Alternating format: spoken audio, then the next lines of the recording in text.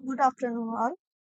Welcome to fill the form. आप सबका welcome form पे फिल द फॉर्म पे बहुत बहुत स्वागत है। तो जल्दी जल्दी सब लोग ज्वाइन हो जाइए। ठीक है, सभी लोग जल्दी से आ जाइए और आज की क्लास हम स्टार्ट करते हैं। तो जैसे जैसे सब लोग जुड़ते जाइए मुझसे, आप अपना नाम कमेंट बॉक्स में लिखते जाइए ताकि मुझे पता चले कि आप लोग मुझसे ज्वाइन हो चुके हैं।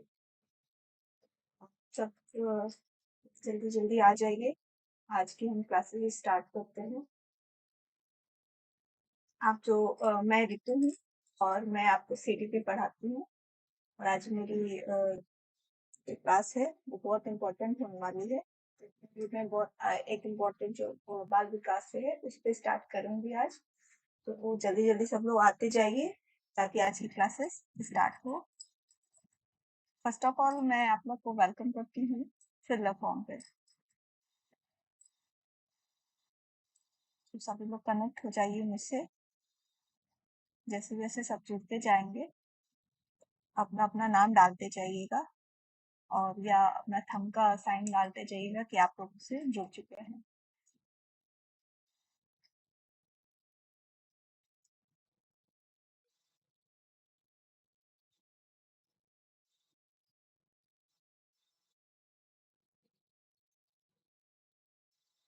एक बार मेरी वॉइस अगर सब सही आ रही हो तो आप कंफर्म कर देना कि मेरी वॉइस आप लोग को आ रही है।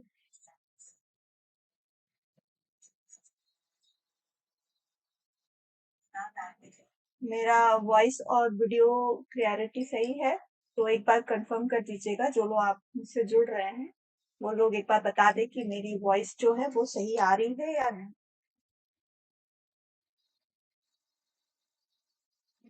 वेट करती हूँ सभी लोग मुझसे ज्वाइन हो जाइए।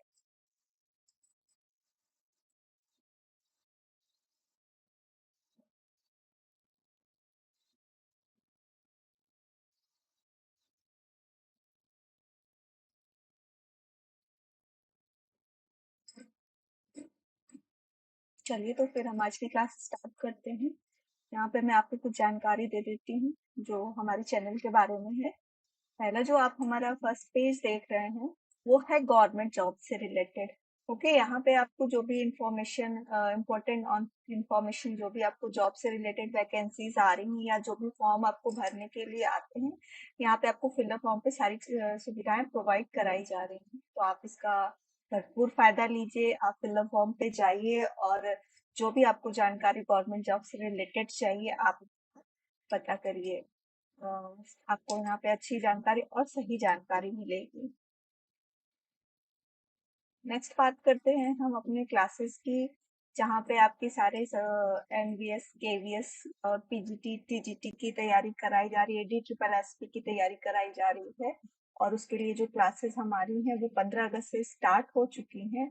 और यहाँ पे आपको फुल कोर्स मिल रहा है, यानी आप देख सकते हैं कि जो क्लासेस 8 बजे से स्टार्ट हो रही हैं आपको सब्जेक्ट वाइज एक एक सब्जेक्ट की 1 आवर की आपको ऑनलाइन क्लासेस दी जा रही है।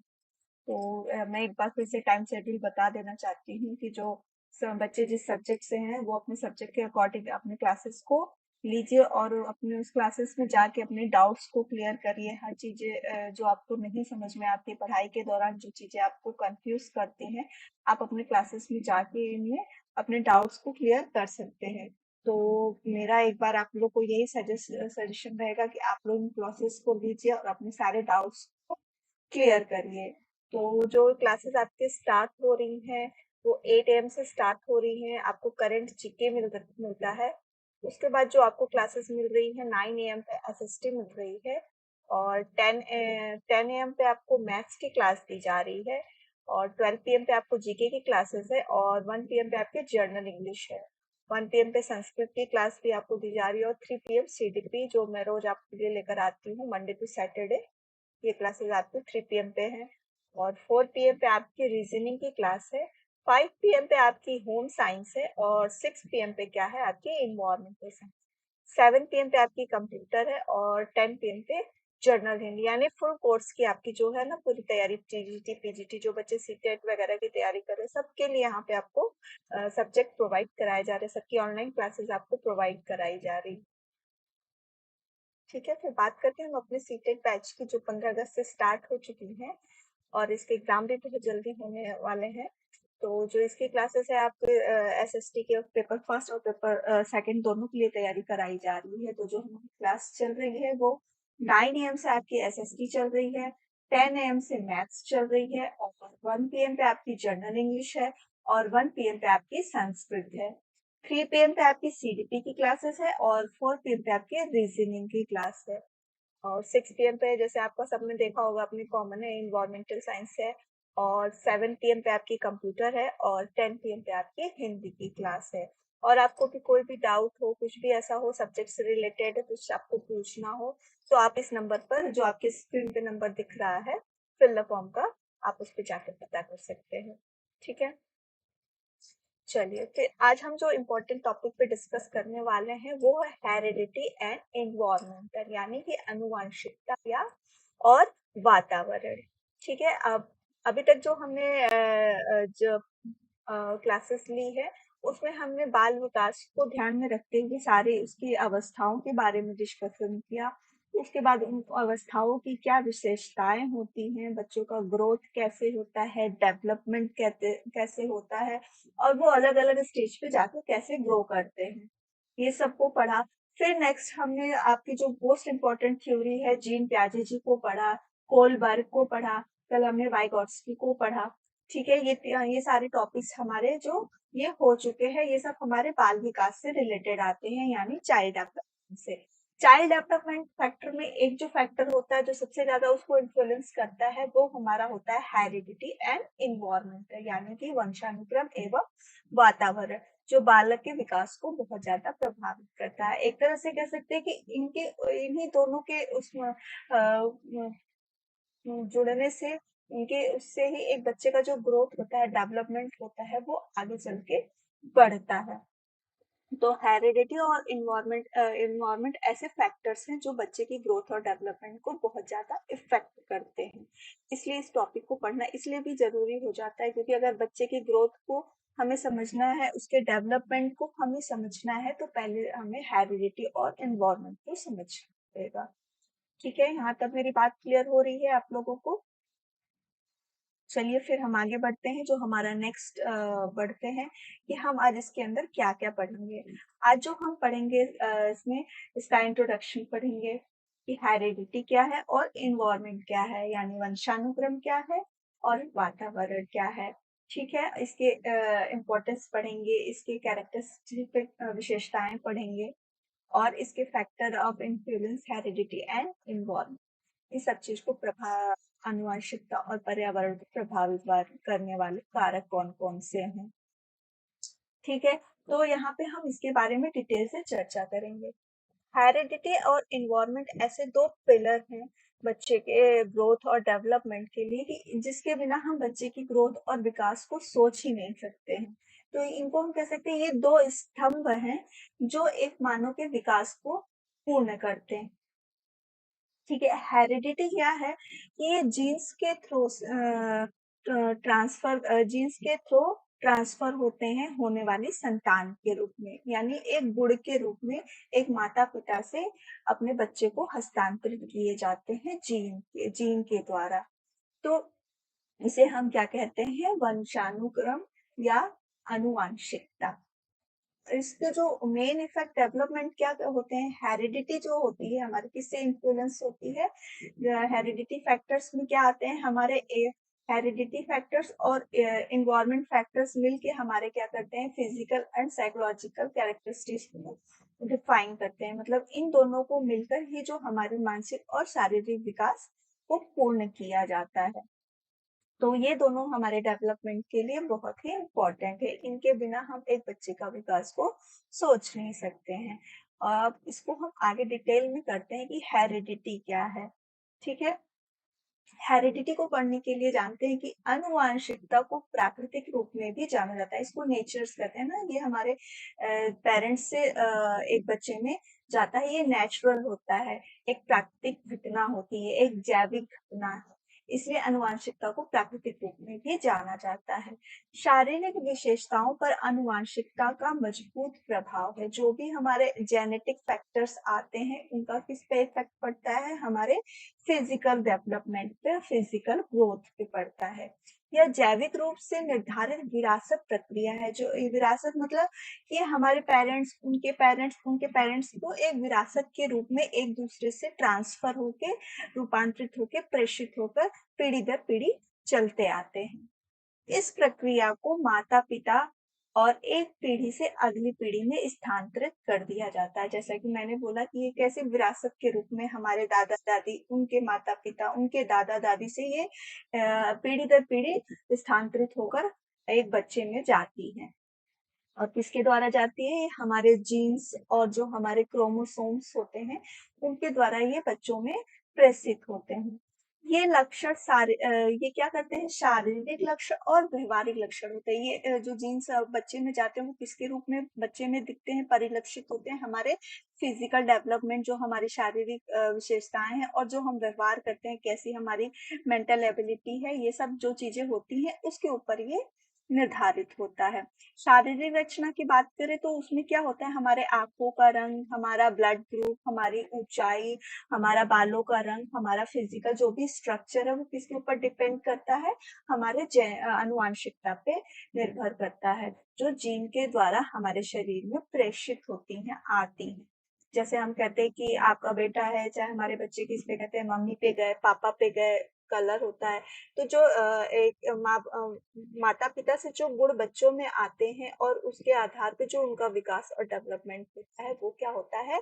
उनकी हेरिडिटी होती है और ये फिजिकल डेवलपमेंट होता है। और इसका प्रभाव हमारी मानसिक, जो मनोविकासात्मक, जो हमारी मानसिक क्षमताएं होती हैं, जो मनोवैज्ञानिक दृष्टिकोण होता है उस पर भी पड़ता है। जैसे व्यवहार बच्चे का कैसा है, आक्रामक है, समझदारी है, भावनात्मक है, स्थिर है, सहिष्णु है, ये सब भी उसके पेरेंट्स के द्वारा उसके अंदर आते हैं।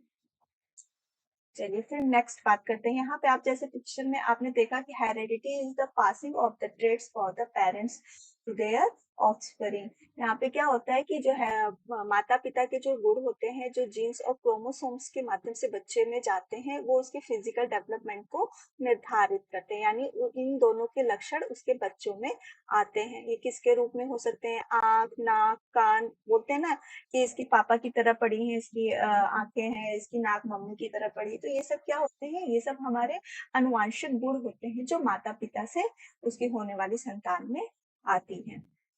इसके में हम क्या कर सकते हैं? उनके आंखों का रंग, कान, बाल, हाइट और उनका वजन, शेप, ये सब क्या होते हैं? ये सब गुण जो आते हैं वो किसके द्वारा आते हैं? अनुवांशिकता के द्वारा माता पिता से बच्चे में जाते हैं। नेक्स्ट बात करें, जो हम हेरिडिटी के जो 3 फैक्टर्स होते हैं जिनके माध्यम से ये विशेषताएं या लक्षण कहते हैं कि बच्चे में प्रेषित होते हैं, वो क्या होते हैं? फर्स्ट हमारा जो फैक्टर आता है वो होता है जीन्स। सेकंड जो आता है हमारा क्रोमोसोम्स, यानी कि गुणसूत्र, जो एक व्यक्ति में कितने होते हैं? 46, जिसे जाइगोट्स भी कहा जाता है। ठीक है। और ये 23 माता से और 23 पिता के आते हैं। ये एक क्रम में होते हैं, पेयर्स के रूप में होते हैं। और जो एक हमारा आता है सेक्स, यानी जहाँ पे जेंडर निर्धारित होता है कि जो होने वाली संतान है वो मेल है या फीमेल है। इन तीनों को हम आगे डिटेल में पढ़ाई करेंगे। यहाँ तक मेरी बात आप लोग को क्लियर हो रही है?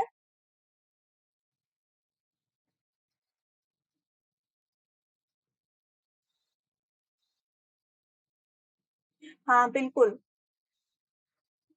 अंकित जी, ये सीटेट एग्जाम में भी हुआ है और जो अदर स्टेट के भी तैयारी कर रहे हैं वो सबके लिए, क्योंकि ये सब में फैक्टर कॉमन होते हैं।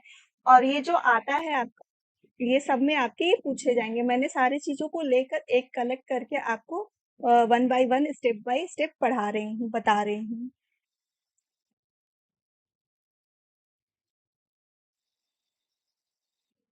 बिल्कुल आ रही है। इसमें आप बिल्कुल डाउट ना लीजिएगा कि ये केवल सी टेट के लिए है। जो भी टेट की, जिस जहां से भी आप तैयारी कर रहे हैं, जिस भी टेट की तैयारी कर रहे हैं, वो सारे इसमें आते हैं। मैंने पहले उन्हीं कॉमन टॉपिक्स को लिए हैं जो सारे टेट्स में पूछे जाते हैं। और हेरिडिटी और इन्वायरमेंट इतना इम्पोर्टेंट चैप्टर है कि ये आता ही आता है इससे क्वेश्चन। ठीक है, क्लियर हो रही है मेरी बात? चलिए फिर हम आगे बात करते हैं आगे की। नेक्स्ट जो हमारा होता है कि ये जो लक्षण होते हैं एक व्यक्ति में कैसे कैसे होते हैं। एक जो हमारा होता है फिजिकल ट्रेट्स, यानी कि जो हमारा शारीरिक लक्षण है, जो एक बच्चे में दिखाई देता है माता पिता, उसमें हम क्या कह सकते हैं, एक उसके आधार पर माता पिता के कौन कौन से गुण जो फिजिकली बच्चे में आते हैं, उनमें हमारा होता है आई कलर, यानी हमारे आंखों का रंग। ब्लड टाइप, यानी जो हमारे माँ पिता का जो ब्लड ग्रुप रहेगा, वो ब्लड ग्रुप बच्चे का भी होगा। डिजीजेस, जो बीमारी हो सकती है, कुछ ऐसी बीमारियां जो चली आती है, जो पीढ़ी दर पीढ़ी चली आती हैं, जैसे शुगर हो गया, बीपी हो गया, ये सब आजकल आप देखेंगे कि जनरली जो माता पिता में ये बीमारियां होती हैं, तो ज्यादा चांसेस होते हैं कि बच्चों में भी वो बीमारियां एक समय के बाद आती हैं।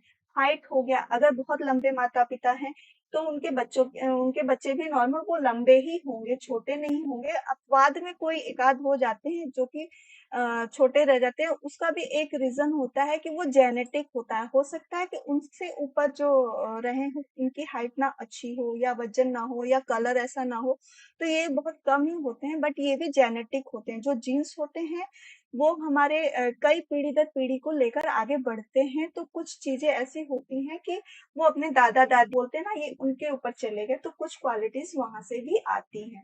बॉडी स्ट्रक्चर हुआ, जैसे माता पिता होंगे वैसे ही बच्चों का भी बॉडी स्ट्रक्चर होगा, उनसे अलग उनका नहीं होगा। साइकोलॉजिकल ट्रेट्स में जो मनोवैज्ञानिक गुण होते हैं, जैसे उनका बिहेवियर कैसा है, उनके बिहेवियर में क्या चीजें आ रही हैं, उनमें जैसे बहुत आक्रामक हुए, एग्रेसिव एग्रेसिव लेवल होते हैं। और माता पिता का अगर स्वभाव शांत है तो बच्चा भी जनरली शांत ही होगा, अगर उनके साथ वो डेवलप हो रहा है। उनकी बुद्धि, अगर कहा जाता है कि इंटेलिजेंट माँ बाप के बच्चे भी इंटेलिजेंट ही होते हैं, सामान्यतः यही देखा जाता है। इमोशनल, जैसे माँ बाप, क्योंकि वो अपने माँ बाप से अटैच है, उनके जो ट्रेड्स हैं, जो गुण हैं, वो सब उनके अंदर आ रहे हैं, तो वो चीज कहीं ना कहीं उनके अंदर भी विकसित होंगे। स्थिरता है, टॉलरेंस पावर, ये सब जो होती है, ये इनकी साइकोलॉजिकल ट्रेट्स होती हैं, यानी कि मनोवैज्ञानिक जो उनके व्यवहार में दिखता है। और फिजिकल ट्रेट्स जो उनके स्ट्रक्चर में, शारीरिक परिवर्तनों में हम उनको देखते हैं। यहाँ तक मेरी बात क्लियर हो रही है आप लोगों को? हाँ अंकित जी, मैंने बताया तो कि ये अदर टेट्स जितने स्टेट में होंगे सब में काम आएगा, सब जगह में आएगा।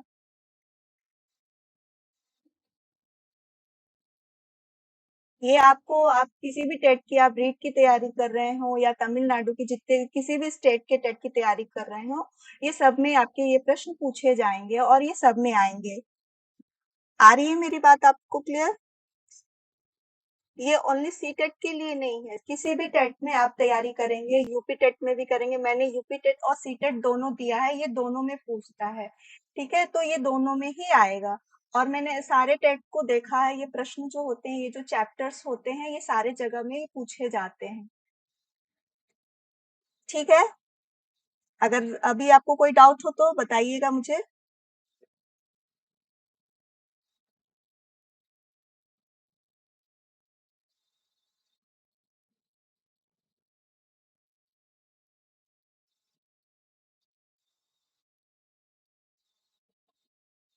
चलिए फिर तो हम आगे बढ़े।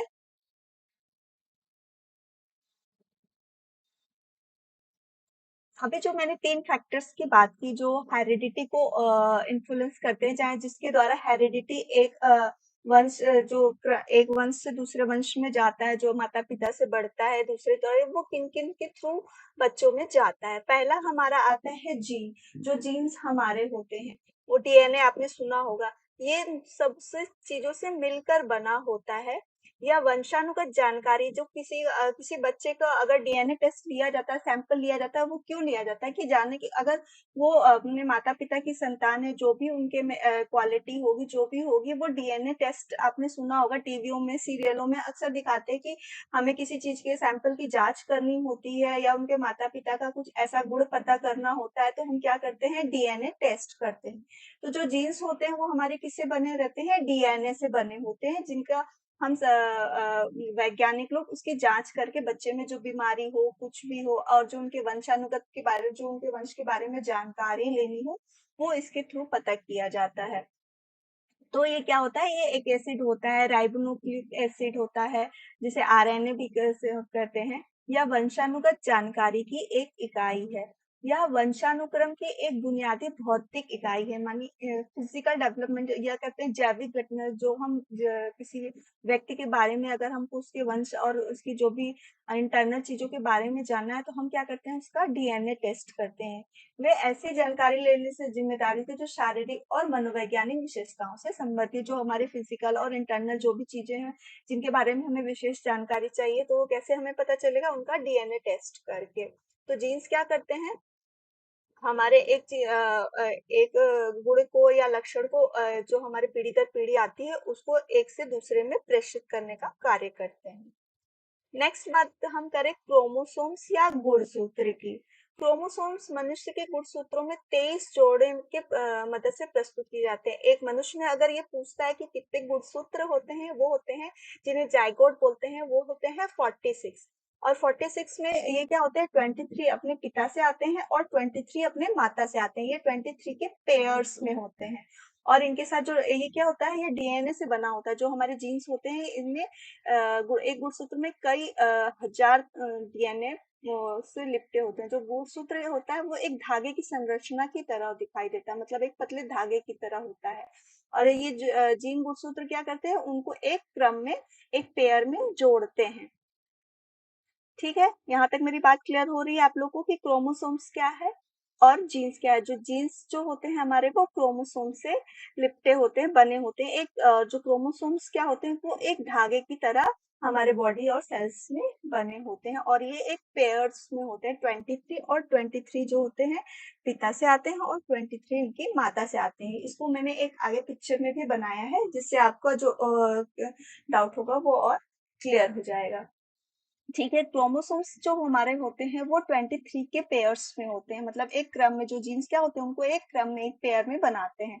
जो 22 क्रोमोसोम्स होते हैं, ये माता और पिता में दोनों में सेम सेम बच्चे में जाते हैं। मतलब ये जो 22 का पेयर होता है माता से, और जो 22 का पेयर पिता से जो होता है, ये दोनों सेम होता है। लेकिन जो एक सेल्स होती है, जो एक सेक्स, उसको बोलते हैं सेक्स क्रोमोसोम, जिसके आधार पे क्या होता है निर्धारित कि होने वाली संतान क्या होगी, लड़का होगी या लड़की होगी।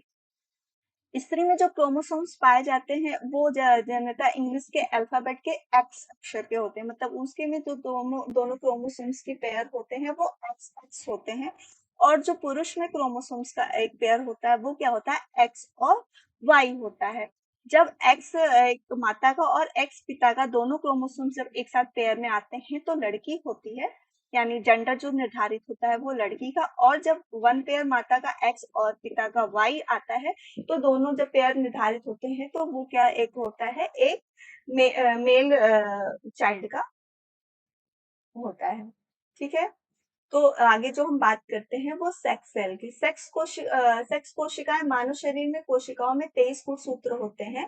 सेक्स कोशिकाओं में युग्मज के रूप में भी जाना जाता है, मतलब ये जो होते हैं पेयर के रूप में होते हैं। जो स्त्रियों में एक्स एक्स के रूप में होते हैं, और पुरुषों में एक्स वाई होते हैं। यानी कि अगर एक स्त्री को एक्स एक्स, अगर दोनों के स्पर्म और ओवम जब मिलते हैं, निषेचित होते हैं, फर्टिलाइज होते हैं, तो क्या होता है, लड़की का जन्म होता है। और जब एक्स और वाई मिलते हैं, तो क्या होता है, एक लड़के का जन्म होता है। मतलब एक बॉय जो बेबी होगा, वो बॉय होगा।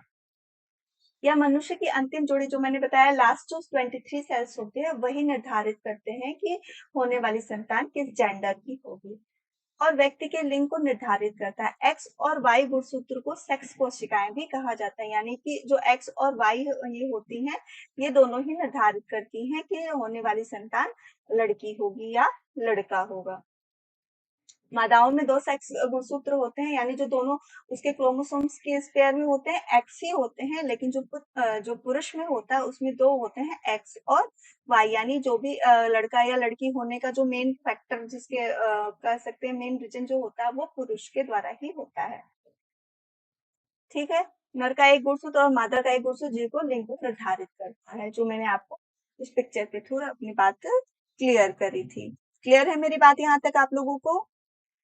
अगर मेरी बात आप लोगों को क्लियर हो रही हो, तो एक बार प्लीज बोलते भी जाना कि आपको कोई डाउट नहीं हो रहा है, बातें क्लियर हो रही हैं, जो मैं समझा रही हूँ समझ में भी आ रहा है।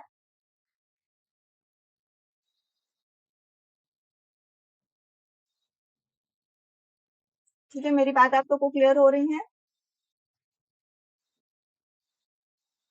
चलिए, जो लोग भी मुझसे जुड़ रहे हैं, एक बार अपना नाम भी डालते जाइए ताकि मुझे पता चले कि कौन-कौन मुझसे कनेक्ट है। और कोई यहाँ तक जितना मैंने आपको बताया आपको समझ में आ गया? कोई डाउट तो नहीं है यहाँ तक आप लोगों को? यहाँ पे मैंने जो आनुवंशिकता के 3 फैक्टर्स जो मेन तत्व होते हैं, जिसके आधार पे एक लड़का एक लड़की का निर्धारण लिंग का निर्धारण होता है और क्या-क्या आनुवंशिकता के जो होते हैं जो एक व्यक्ति से दूसरे व्यक्ति में प्रेषित होता है, उसको मैंने बताया। जीन्स, क्रोमोसोम्स और सेक्स सेल्स 3 चीजों के बारे में मैंने बातें की। नेक्स्ट जो हम चलते हैं, इन्वायरमेंट फैक्टर। ठीक है कि अनुवांशिकता और पर्यावरण दोनों विकास में महत्वपूर्ण भूमिका निभाते हैं, लेकिन मानव विकास में पर्यावरणीय कारक भी महत्वपूर्ण होते हैं। जितना फैक्टर एक बालक के विकास में हेरिडिटी का होता है, उतना ही एक इन्फ्लुएंस का इन्वायरमेंट होता है। अगर उसके अंदर माँ से तो सारे गुण, माता पिता से जो भी उसके गुण हैं वो तो मिल गए, लेकिन अगर उसका परिवेश अच्छा ना मिला, उसका इंटरेक्शन जो उसके पर्यावरण से वो अच्छा नहीं हुआ, तो क्या उसका विकास होगा? क्या वो सही से उसका ग्रोथ होगा, डेवलपमेंट जो होगा? क्योंकि जो भी उसकी शक्तियां होती हैं, जो भी उसके अंतर्निहित गुण होते हैं, वो किसके द्वारा आगे चल के विकसित होते हैं? हमारे एनवायरमेंट के द्वारा ही होते हैं। अगर एक बच्चे को आनुवांशिकता के साथ उसका एक अच्छा वातावरण भी मिले, तो ही जाके उसका जो हम कह सकते हैं ग्रोथ और डेवलपमेंट दोनों ही बहुत अच्छा होगा। यहाँ पे अगर हम कहें कि आनुवंशिकता और पर्यावरण में संबंध कैसा है, तो दोनों का संबंध कैसा होता है? ये गुणात्मक होता है। ठीक है, यानी दोनों का जो संबंध है गुणात्मक होता है। ये दोनों एक दूसरे को साथ में लेकर चलते हैं। ठीक है, मनुष्य पर्यावरणीय कारकों से घिरा हुआ है। इन कारकों का विकास पर सकारात्मक और नकारात्मक प्रभाव पड़ता है। जो मैंने आपको बताया कि अगर हमारा इन्वायरमेंट जैसा है, वैसा ही उसका डेवलपमेंट भी होगा। अगर हम बहुत अच्छे, बहुत ही समझदार व्यक्ति है, उससे हेरिडिटी जो उसके अपने पेरेंट्स से मिली बहुत अच्छी मिली, बहुत तेज दिमाग का है, सब कुछ ठीक है, लेकिन उसको हमने किसके बीच में रखा? अपराधियों के बीच में रखा, क्रिमिनल्स के बीच में रखा, एक अच्छे माहौल में नहीं रखा, तो क्या वो एक अच्छा जैसा वो चाहता है, जैसा उसका गुण है, क्या वो उस हिसाब से बनेगा? नहीं बनेगा।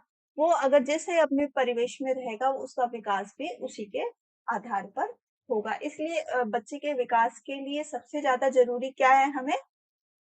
कि उसका एनवायरनमेंट भी बहुत अच्छा हो, क्योंकि वो अपने चारों तरफ इन्हीं एनवायरनमेंट से पूरा जुड़ा हुआ है। एनवायरनमेंट में क्या आता है? हमारा परिवार है, हमारा विद्यालय है, हमारा स्कूल, हमारा अगल बगल पास पड़ोस, ये सब कुछ हमारे एनवायरनमेंट में ही आते हैं, और ये सब कुछ हमारे हमें और बच्चे को दोनों को प्रभावित करते हैं।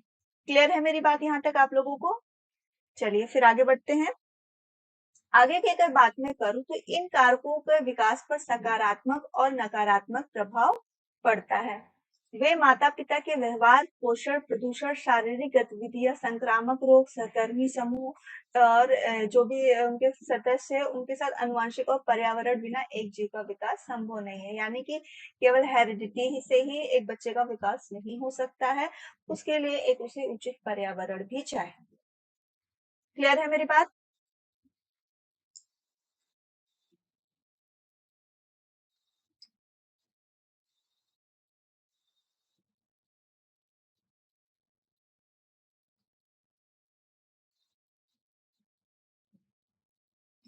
चलिए फिर आगे बढ़ते हैं।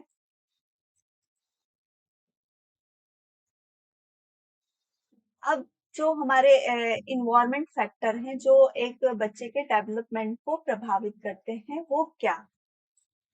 ठीक है, अभी तक मैंने जो फैक्टर हेरिडिटी को जो इफेक्ट करते हैं उनको पढ़ा है कि वो किसके द्वारा आते हैं, कैसे होते हैं।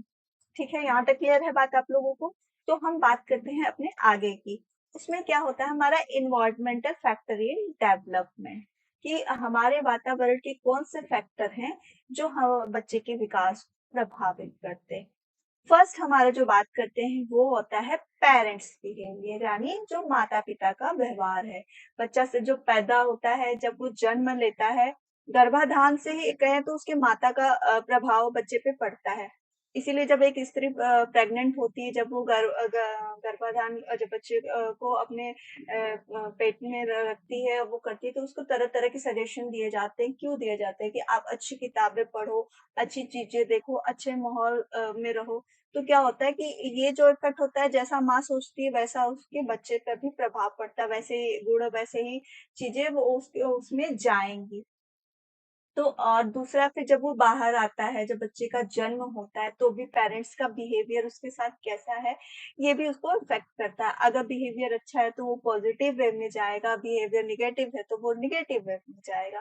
तो यहाँ पे जो एक फैक्टर उसको बाहरी वातावरण में जब वो आता है, तो जो इफेक्ट करता है वो उसका होता है पेरेंट्स बिहेवियर। दूसरा हमारा आता है न्यूट्रिशन, यानी कि उसका जो भोजन है, जो खान पान है, वो कैसा है। वो भी बहुत मैटर करता है कि एक बच्चे के विकास को कितना आगे बढ़ाया जा सकता है। थर्ड जो हम बात करें, वो हमारा होता है पॉल्यूशन, यानी कि प्रदूषण। जिस परिवेश में हम रह रहे हैं, हम चारों ओर से जिस प्रकृति में घिरे हैं, वो कैसा है, वो भी इफेक्ट करता है कि एक बच्चे का ग्रो कैसा है। तीसरा चौथा जो हम बात करें, वो हमारी फिजिकल एक्टिविटीज, यानी हम फिजिकली कितने फिट हैं, शारीरिक रूप से कितने अच्छे हैं, कितने एक्टिव हैं, ये भी हमारे डेवलपमेंट प्रभावित करता है। फिर होता है इन्फ्लुएंस ऑफ डिजीज, यानी जो बीमारी, जो कारक, जो संक्रामक रोग होते हैं, जो और हमारे पेरेंट्स से भी आते हैं या जो बाहरी हमको मिलते हैं, उन सबों की बात करते हैं। फिफ्थ जो हम बात करते हैं, वो किसकी बात करते हैं? Six sorry six peer group, यानी कि उसकी संगति कैसी है, जिसके साथ में वो रह रहा है। बच्चा जैसे जिसके साथ में रहेगा, उसका उसके ऊपर तो प्रभाव पड़ेगा ही। उसके साथ रहने में उसके मित्र भी हैं, उसके शिक्षक भी हैं, उसका बाहरी समूह भी है। मतलब जो भी उसके ग्रुप में जो उसके साथ रहते हैं, उनका रहन सहन कैसा है, इसका प्रभाव भी बहुत ज्यादा पड़ता है। बाल्यावस्था में तो आपने देखा होगा कि बच्चे बाहर ही ज्यादा इफेक्टेड होते हैं, या एडोलसेंस में तो वो बाहरी जैसा देखते हैं, वो घर में भी आके वैसा ही करने की कोशिश करते हैं। तो क्या होता है, यहाँ पे पता चलता है कि उनको बाहरी चीजें इफेक्ट कर रही हैं, यानी वो जिनके साथ रह रहा है, वो भी चीजें उन्हें इफेक्ट कर रही हैं। क्लियर है मेरी बात आप लोगों को? चलिए, क्लियर है तो फिर आगे बढ़ते हैं।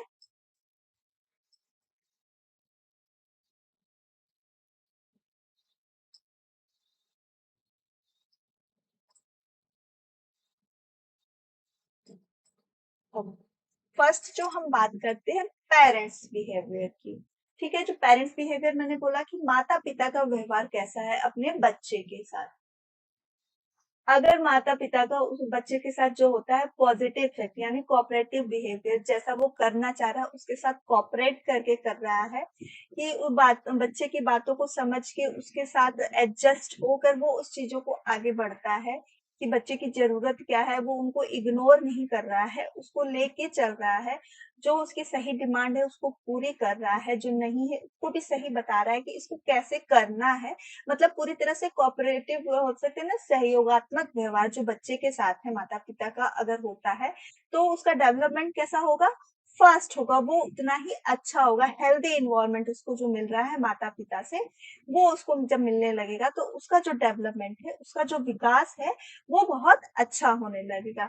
सेकंड जो हम बात करते हैं निगेटिव इफेक्ट्स, यानी कि नकारात्मक प्रभाव, नेग्लेक्ट बिहेवियर, यानी हर चीजों पे बच्चा कुछ पूछता है तो हम इसको हटा देते हैं, छोड़ो अभी नहीं बताना है, अभी ये नहीं करना है। हर चीजों पे उनपे गुस्सा होना, डांट देना, उनकी बातों को सही, जो उनकी क्यूरियोसिटी होती है उनको शांत ना करना, उनके हर बातों को टोकना, हर बात को गलत ठहराना, तो ये सब क्या होता है, उनके अंदर निगेटिव चीजों को भरने लगता है। इससे जो उनके डेवलपमेंट पे क्या असर पड़ता है, वो डेवलपमेंट स्लो होने लगता है। बच्चा अपने आप को खींचा खींचा पेरेंट्स से महसूस करने लगता है, वो अपनी बातों को खुल के एक्सप्रेस नहीं कर पाता अपने माता पिता से।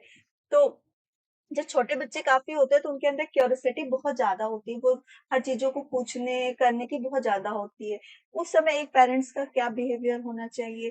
जब इन्फेंसी पीरियड में बच्चे होते हैं, तो उनका जो भी अटेंशन होता है, वो केवल अपनी तरफ होता है, हर चीजों को अपने नजरिए से देखना, माता पिता को अपनी तरफ अट्रैक्ट करना, उनका जो भी सेल्फ सेंटर्ड होते हैं, तो वो क्या चाहते हैं कि जो कुछ मिले सिर्फ मुझे मिले। उस स्थिति में माता पिता का व्यवहार कैसा है, बाल्यावस्था में जब वो दूसरों के साथ इंटरेक्ट हुए उस समय उनका फैमिली के साथ कैसे इंटरेक्ट होना, उस समय माता पिता का व्यवहार कैसा है। एडोलसेंट एज में जब वो जाते हैं तब वो बाहरी दुनिया से बहुत ज्यादा समय टाइम स्पेंड करते हैं, तो वो बाहरी चीजों से इफेक्ट करते हैं। उस समय भी माता पिता का बिहेवियर अपने बच्चे के साथ कैसा है, ये सब देखते हुए एक माता पिता को अपने बच्चे को हर रूप में हर अवस्था में समझते हुए अगर वो चले और उसको पॉजिटिव वे में ले गए, तो उसका जो डेवलपमेंट होगा वो हमेशा अच्छा होगा। लेकिन हर चीजों को उनको इग्नोर करना, दबाना, हर चीज, ये जो बिहेवियर अगर पेरेंट्स करते हैं, उनकी क्यूरियोसिटी को शांत ना करना, उनकी जो डिमांड है हर चीजों पे मना करना, जो वो कह रहा है उनकी बातों को काट देना, उनके मतलब ये सब उनके अंदर क्या भरता है, निगेटिविटी भरता है। तो ये सब इफेक्ट करते हैं एक पेरेंट्स के बिहेवियर पे कि माता पिता के रूप में आप अपने बच्चे को क्या दे रहे हैं, पॉजिटिव इफेक्ट दे रहे हैं या फिर निगेटिव इफेक्ट दे रहे हैं। तो ये बात की मैंने पेरेंट्स बिहेवियर। नेक्स्ट जो हम चलते हैं वो होता है न्यूट्रिशन। अगर बच्चे का खान पान बहुत अच्छा है, उसको हर चीज अच्छे से मिल रहा है, जो भी हम आजकल तो हम मम्मी पापा कुछ ज्यादा ही सोचते हैं अपने बच्चों के लिए, जो ना हो वो खिलाने के लिए तैयार करते हैं कि बच्चे का ब्रेन डेवलप हो। ठीक है, बॉर्नविटा देते हैं, फ्रूट्स लाते हैं, हर चीज जो हम चाह रहे हैं कि बच्चों का जो ग्रोथ डेवलपमेंट हो वो अच्छा हो। तो ये भी एक फैक्टर होता है जो बच्चे के विकास को प्रभावित करता है। अगर बच्चे का माता पिता बहुत ही अच्छे हैं, बहुत स्वस्थ हैं, लेकिन वो जब पैदा हुए तो उनको खान पान का अच्छा ना मिला, नहीं वो खान पान पे ध्यान रखे, तो क्या उनका शारीरिक विकास होगा? बिल्कुल नहीं होगा। तो हर चीजों को ध्यान में रखते हुए चलना है, क्योंकि वो अपने इन्वायरमेंट में आ गए, उनको किस एज में कितना खाना है, क्या क्या खाना है, कैसे खाना है, ये सब भी बिहेवियर को और उसके फिजिकल स्ट्रक्चर को प्रभावित करता है। अगर बच्चे का अच्छा खान पान है तो उसका क्या होगा, हाई बर्थ वेट, उसका जो बर्थ वेट होगा वो अच्छा होगा, उसका ब्रेन का वेट अच्छा होगा। ठीक है, रैपिड ब्रेन डेवलपमेंट अच्छा होगा, उसका जो तंत्रिका तंत्र है, जो उसका नर्वस सिस्टम है, वो सब अच्छे से डेवलप होगा। और अगर हम उसको हेल्दी डाइट नहीं देते हैं तो क्या होगा, डैमेज सेल्टर, उसका जो पाचन तंत्र है वो क्या होगा, डैमेज होगा। ब्रेन की जो कैपेसिटी होगी वो कम होगी, जो मानसिक योग्यता, मानसिक विकास होगा वो कम होगा। अच्छा खान पान का ही व्यवहार बच्चे के मस्तिष्क पे पड़ता है। ठीक है, उसको तरह तरह से हृदय की बीमारी, डायबिटीज, आगे चल के बहुत सारे फैक्टर्स जो हैं उसको इन्फ्लुएंस करेंगे, यानी कि अच्छा खान पान भी बच्चे के स्वास्थ्य को बहुत ज्यादा प्रभावित करता है। इसलिए जो भी स्वास्थ्य हो, हम अपने बच्चों को हमेशा बोलते हैं, इस एज में बच्चे क्या करते हैं, दाल हुआ, हरी सब्जियां, ये सब खाना नहीं चाहते हैं, लेकिन ये सब भी उनके डाइट का एक बहुत अच्छा भाग होता है जो उनको विकास करता है। पेरेंट्स के रूप में अगर हम देखें तो हम बच्चों को हर वो चीज खिलाना चाहते हैं, हर वो चीज देना चाहते हैं, ग्रीन वेजिटेबल से लेके हर चीज, कि आप ये खाओ, आपके आईज के लिए, आपके हेयर के लिए, हर चीज के लिए बहुत अच्छा होगा, ये चीज देते हैं, स्कूलों में भी बताते हैं, हर चीज करते हैं। लेकिन अगर कुछ ऐसी परिस्थिति आती है, कुछ ऐसे होते हैं जिन पे हम ये ध्यान नहीं देते, अगर ये अच्छे पोषण इनको नहीं मिले, तो जो उनका शारीरिक विकास होगा वो सही से ढंग से नहीं होगा। तो ये जो हो गए न्यूट्रिशन इफेक्ट्स। ठीक है, नेक्स्ट जो हम बात करें पॉल्यूशन, कि हम जिस वातावरण में रह रहे हैं वो कैसा है। अगर वो प्रदूषित होगा तो हमें तरह तरह के लंग डिजीज यानी फेफड़ों वाली बीमारी होगी। वाटर पॉल्यूशन, जो पानी का अगर सही नहीं हुआ तो हेपेटाइटिस, टाइफाइड हो जाएगा। ठीक है, between heredity and the environmental pollution is the part of environment. ठीक है, पॉल्यूशन भी क्या है, एक इन्वायरमेंट, जिस वातावरण में रह रहे हैं वो वातावरण कैसा है, वातावरण शुद्ध है कि नहीं है, ये पॉल्यूशन भी हमारे एनवायरनमेंट का एक बहुत बड़ा पार्ट है। आज के वातावरण आप देख ही रहे हैं कि इतनी सारी केमिकल्स, फैक्ट्रीज हैं, हर चीज बहुत ज्यादा प्रदूषित हो रहा है हमारा वातावरण। ये सब भी के फैक्टर्स भी जो क्या होते हैं बच्चे के विकास पर प्रभावित करते हैं। अगर बच्चा बहुत ही डस्टी एरिया में है तो वो तरह तरह के डिजीज से रहेगा, धूल हुआ, धुएं हो गए, गंदगी हो गई, डस्ट हो गया, ये सब क्या करता है, हमारे जो इंटरनल ऑर्गन्स होते हैं, लंग्स हो गया हमारा, वाटर जो बाहर हो गया, वो अगर प्रदूषित होता है तो उसको अगर हम बच्चा लेता है, और जो गंदगी हवाएं उसके फेफड़ों में शरीर में जाएंगी तो वो उसको एक बीमारी उसके अंदर पैदा करेंगी। तो ये भी इफेक्ट करता है हमारे बच्चे के शारीरिक विकास को। क्लियर हो रही है मेरी बात? तो पॉल्यूशन भी क्या है, pollution is the part of environment. फिर आते हैं हम नेक्स्ट जिसकी बात करते हैं फिजिकल एक्टिविटीज यानी कि शारीरिक क्रिया। शारीरिक क्रिया किससे रिलेटेड होती है? हमारे exercise and yoga. Yoga exercise करने से क्या होता है, आजकल आप देख रहे हैं कि लोग ज्यादातर एक्सरसाइज घर पे भी करना, योगा करना पसंद करते हैं। कि ये किस लिए करते हैं? हमारे सेल्फ स्टीम को बढ़ाने के लिए, हमारे कॉन्फिडेंस को बढ़ाने के लिए, हमारा जो भी हर चीज जो हमारे अंदर डेवलप हो रहा है, अपने फिजिकल को, अपने मानसिक क्षमता को बढ़ाने के लिए, उसको स्थिर रखने के लिए, ये सब चीजें ज्यादा कर रहे हैं। अभी जब आपने देखा कि कोरोना टाइम में क्या हुआ था, लोग ज्यादातर इन सब हेल्दी चीजें खाना, फ्रूट्स लेना, अपने वातावरण को शुद्ध रखना, अपना घर का एरिया साफ करना, ये सब क्या क्यों कर रहे थे? क्योंकि जो बैक्टीरिया है, जो जीवाणु जो भी आ रहे हैं, वो हमसे दूर रहे। तो एक हमने पोल्यूशन में किया, दूसरा हमारा फिजिकल एक्टिविटी कि हम कितने ज्यादा फिजिकली फिट हैं, उसके लिए हम लोगों ने योगा किया, एक्सरसाइज किया, हर वो एक चीज की जिससे हमारे शरीर की जो क्षमता हो, जो हमारी रोग प्रतिरोधक क्षमता हो, वो बढ़ सके और हमें कोई भी रोग इफेक्ट ना कर सके। इसलिए सबसे ज्यादा क्या दूसरा इफेक्ट करता है? हमारी फिजिकल एक्टिविटीज की बच्चा फिजिकली कितना एक्टिव है, कितना स्वस्थ है। वो जितना एक्टिव होगा, जितना स्वस्थ होगा, उसका कॉन्फिडेंस, उसका सेल्फ स्टीम, हर चीज वो उतना अच्छा होगा। इसीलिए कहा गया a healthy body has a healthy mind. एक स्वस्थ शरीर में ही स्वस्थ मस्तिष्क का विकास होता है। क्लियर है मेरी बात आप लोगों को? यहाँ तक कोई डाउट हो तो आप लोग क्लियर बताना मुझे। यहाँ तक आपको समझने में कोई दिक्कत? आप लोग कमेंट करते भी रहोगे तो मुझे अच्छा लगेगा कि मैं जो पढ़ा रही हूँ वो आप लोग को समझ में आ रहा है या नहीं आ रहा है, या आपको कोई डाउट हो रहा है तो मैं इसको क्लियर भी करते चलूंगी। तो कोई डाउट हो तो आप उसको प्लीज कंफर्म करते रहना। चलिए फिर नेक्स्ट बात हम करते हैं इन्फेक्शन डिजीज यानी संक्रामक रोग। संक्रामक रोग आप देखते हैं कि ये चीजें भी हमारे शरीर को बार बार प्रभावित करती हैं। लगातार कोई बच्चा बहुत ज्यादा बीमार रहता हो और उसका जो डिजीज, किसी भी डिजीज से वो परेशानी झेलता आ रहा है, अगर वो फिजिकली ठीक नहीं है तो वो मेंटली भी ठीक नहीं होगा। उसका जो विकास है, उसका जो ग्रोथ है, वो रुक जाएगा, वो कम होगा अदर जो स्वस्थ हैं बच्चे उनकी अपेक्षा से।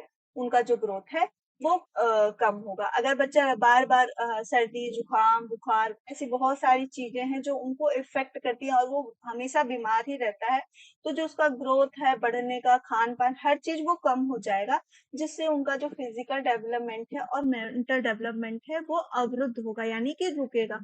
बाकी बच्चों की अपेक्षा में वो उतना ग्रोथ नहीं कर पाएगा। तो एक जो फैक्टर हमारा बच्चे को एनवायरनमेंट का इन्फ्लुएंस करता है, वो क्या होता है? Disease has bad effect on development. उसके विकास पर वो क्या करती है? बुरा प्रभाव पड़ती है। ड्यूरिंग प्रेगनेंसी, प्रेगनेंसी टाइम में भी चीजें होती हैं। हम लोग कहते हैं कि आप अच्छा खाओ, अच्छा पियो, बीमार कम पड़ो, तो जैसा माँ के साथ होगा वैसा ही बच्चे को, बच्चे के साथ भी होगा, क्योंकि बच्चा माँ से जुड़ा हुआ है। इसलिए हम जब से बच्चा गर्भ में आता उस समय से ही बच्चे का और माँ का दोनों का ध्यान रखना शुरू करते हैं कि जो उसका फिजिकल और मेंटल ग्रोथ हो रहा है वो प्रॉपर हो और अच्छे तरीके से हो, वो अच्छे से उस चीज की विकास करे। फिर infection diseases have bad effect on development. जो भी संक्रामक रोग होते हैं वो क्या होते हैं? जैसे कोरोना हुआ, ये सब क्या हुआ हमारे बॉडी पे, इसलिए सबसे ज्यादा इफेक्ट किया। जो लोग वो लोग इफेक्टेड हुए थे उससे, वो लोग काफी फिजिकली कमजोर हुए, कई तरह की बीमारियों से वो ग्रसित हो गए, बहुत लोगों ने अपनी जान भी खोई। तो ये कहते हैं डिजीजेस जो आती हैं ये सब भी बहुत हमारे फिजिकल डेवलपमेंट और मेंटल डेवलपमेंट को प्रभावित करते हैं। क्लियर है यहाँ तक मेरी बात आप लोगों को? चलिए फिर क्लियर है मेरी बात तो फिर आगे बात करते हैं।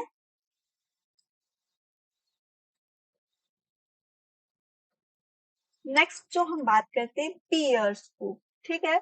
जो इसके साथ हम रह रहे हैं, जिस समूह के साथ रह रहे हैं, वो समूह हमारा कैसा है? सहकर्मी समूह। In development the peer group has a bad और गुड इफेक्ट ऑन डेवलपमेंट। जिसके साथ हम रह रहे हैं, जो भी हमारा संगति है या साथी है, वो कैसा है, उसका भी प्रभाव हमारे डेवलपमेंट पे पड़ता है। अगर वो अच्छा है तो उसका इफेक्ट अच्छा जाएगा, अगर वो खराब है तो उसके साथ उसका इफेक्ट खराब जाएगा। एग्जाम्पल के तौर पे अगर हम ले सकते हैं, एक बच्चा गाली गलौज या बहुत ही पुअर इन्वायरमेंट में रह रहा है, जहाँ पे उसकी संगति बहुत खराब है, जहाँ पे हर कोई गंदी लैंग्वेज बोल रहा है, तो ये जाहिर सी बात है कि बच्चे में भी वही चीजें आएंगी, वो ज्यादा ये चीजें बोलेगा। तो ये हम डिसाइड करता है कि हमारा जो साथ में रह रहा है वो कैसा है, वो अच्छा है या बुरा है। According to the human tendency, bad habits from more quickly than good habits. जैसा इसमें कहा कि एक मानव की प्रवृत्ति क्या है कि बैड हैबिट्स को वो जल्दी ऑब्जर्व कर लेते हैं बजाय एक अच्छी आदत के। जो भी बच्चों में तो खास तौर से देखा जाता है कि वो अच्छी चीजें सीखना कम पसंद करते हैं, जबकि माँ बाप उनको दिन भर अच्छी चीजें ही बताते हैं, लेकिन जैसे उनकी संगति होती है वो खराब चीजों को बहुत जल्दी अपने अंदर ले आते हैं। तो ये एक क्या होती है, ह्यूमन टेंडेंसी है। क्लियर है मेरी बात आप लोगों को?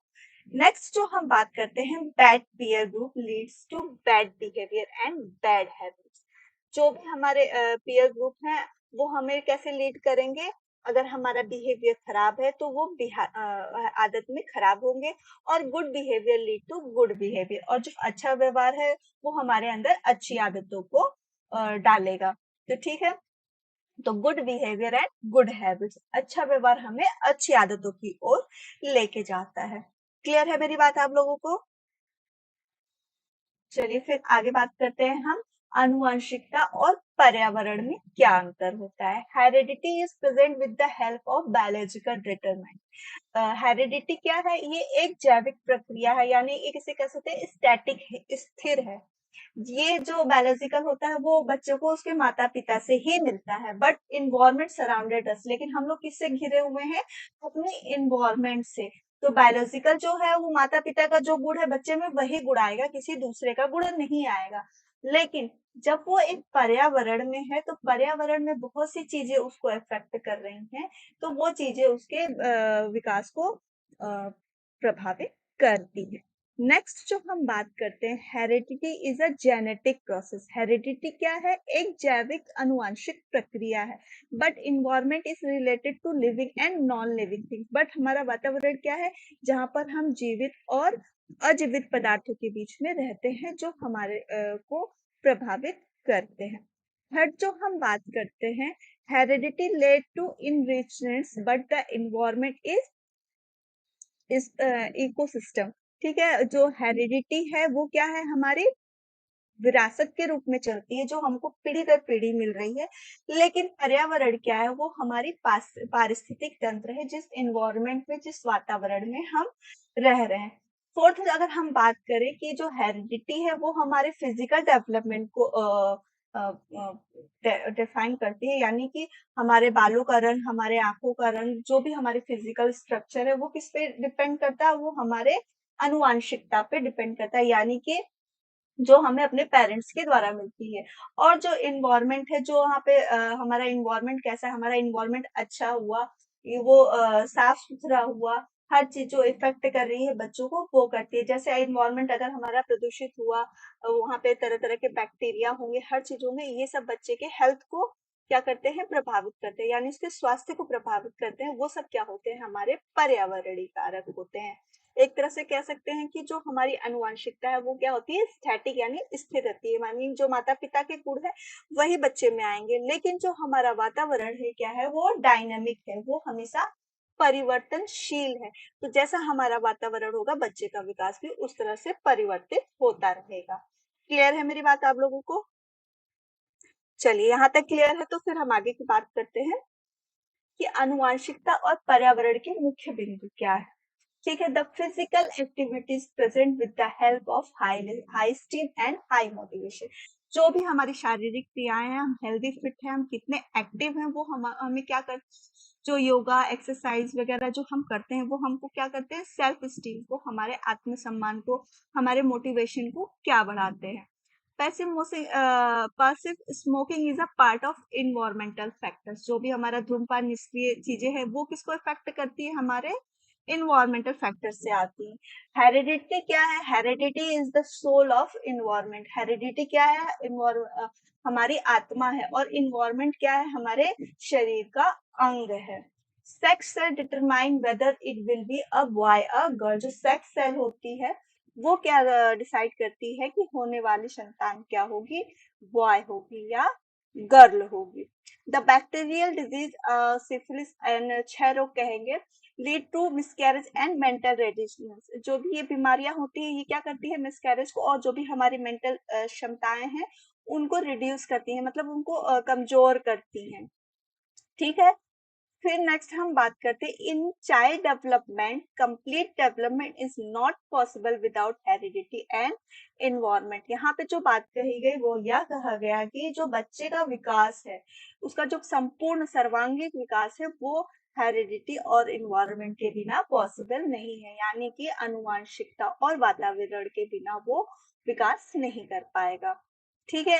एक पर्सन की इंटेलिजेंस जो होती है वो भी उसके हेरिडिटी और इन्वायरमेंट को इफेक्ट करेगी। जैसे मैंने बोला कि बच्चे की हेरिडिटी बहुत अच्छी मिली, उसे गुण माता पिता के बहुत अच्छे मिले, लेकिन उसको अपने माता पिता का साथ नहीं मिला, उसको ऐसा परिवेश मिल गया जहाँ पे वो अपने आप को ग्रो नहीं कर पाया, डेवलप नहीं कर पाया, तो वो क्या होगा, जो उसका विकास होगा वो सही ढंग से नहीं होगा। इसलिए उसका बुद्धि का जो विकास होगा वो ढंग से नहीं होगा। इसलिए जरूरी है कि जो उसको इफेक्ट कर रहा है, जो भी उसकी हेरिडिटी आई और जो उसका एनवायरमेंट जो भी मिला, वो दोनों फैक्टर उसके इंटेलिजेंस को बढ़ाएंगे या फिर घटाएंगे, जैसा वो उसको मिलेगा वहां पे। क्लियर है मेरी बात? यहाँ तक किसी को कोई डाउट? तो आज मैंने आपको बताया कि आनुवंशिकता और पर्यावरण क्या है और इन दोनों का इफेक्ट एक बच्चे के विकास पर क्या पड़ता है। जो इसके मुख्य टॉपिक थे वो मैंने आपको डिस्कस कर दिए। ये आपके सभी एग्जाम्स में, जो भी टेट की जो भी टीचिंग से रिलेटेड एग्जाम दे रहे हैं, ये सब में आता है और ये सबके लिए फायदेमंद है। ठीक है। ये टॉपिक बहुत इंपॉर्टेंट होता है, इससे क्वेश्चन अक्सर बनते हैं, तो इसलिए मैंने आज ये टॉपिक आपको लेकर आई थी, बाल विकास का। तो यहाँ तक समझने में आई होप आप लोग को कोई प्रॉब्लम नहीं आया होगा। अगर कोई प्रॉब्लम आती है तो प्लीज आप लोग मुझे बताइएगा। अगर कोई चीज ना समझ में आई हो तो फिर से मैं क्लियर करूंगी, और अगर मेरी वीडियो आपको अच्छी लगती है तो मेरे वीडियो को लाइक और शेयर जरूर करिएगा, और ये बताना बिल्कुल ना भूलिएगा कि आज की मेरी क्लास आपको कैसी लगी। और जो भी आपको नोट्स वगैरह से क्यूरी है, आपको नोट्स वगैरह का जो प्रॉब्लम है, जो भी कुछ है, आप इस नंबर पे कॉल करके पता कर सकते हैं या फिल फॉर्म की ऐप पर भी जा सकते हैं। नेक्स्ट हम बता दें, हमारी पीजीटी और टीजीटी की जो बैचेस हैं वो स्टार्ट हो चुकी हैं। यहाँ पे आपको फुल कोर्स जो है वो दिलाया जा रहा है, और सारे सब्जेक्ट्स की ऑनलाइन क्लासेस 15 अगस्त से स्टार्ट है। तो आप अपने सब्जेक्ट के अकॉर्डिंग देख सकते हैं आपको कौन सी क्लास लेनी है, और आप इन क्लासेस में जाइए और अपने सारे डाउट्स और जो भी आपको दिक्कत परेशानी हो, आप इस क्लास में जाके अपने डाउट्स को क्लियर कर लीजिए। हमारी सी टेट की बैच भी स्टार्ट हो चुकी है, और जो किसी भी टेट की तैयारी कर रहे हो सारे टेट्स में सीडीपी आती है, और ये सारे सीडीपी के जितने भी चैप्टर्स में करवा रही हूँ वो सभी टेट्स में आपके पूछे गए प्रश्नों के आधार पे और उनके सिलेबस के आधार पर मैं करवा रही हूँ। आपको कोई भी क्वेरी हो, कुछ भी जानना हो, अधिक जानकारी के लिए आप फिल फॉर्म पे जाइए, और स्क्रीन पे जो नंबर आपको दिया गया जो शो हो रहा है उस पर कॉल करके पता कर सकते हैं। ठीक है। अगर मेरी क्लास आपको अच्छी लगे तो क्लास को लाइक करना नहीं भूलिएगा। यहाँ पे आप जो देख रहे हैं कि पूरी क्लासेस जो है वो स्टार्ट हो चुकी है, 15 अगस्त से स्टार्ट है। पीजीटी, टीजीटी या डी ट्रिपल एस पी किसी भी सब आप एग्जाम की तैयारी कर रहे हैं, ये क्लासेस आपके के लिए सब सब्जेक्ट्स के लिए हेल्पफुल है। ओके। और अपना फीडबैक जरूर दीजिएगा कि आपको मेरी क्लास कैसी लग रही है, क्योंकि आपका फीडबैक हमें बहुत ज्यादा मोटिवेट करता है, इसलिए अपना फीडबैक देना बिल्कुल ना भूलिएगा। अगर मेरी क्लास अच्छी लगती है तो उसको लाइक भी जरूर करिएगा, और नहीं अच्छी लगती है तो भी बताइएगा आप। तो अपना फीडबैक हमें जरूर दीजिएगा। Thank you.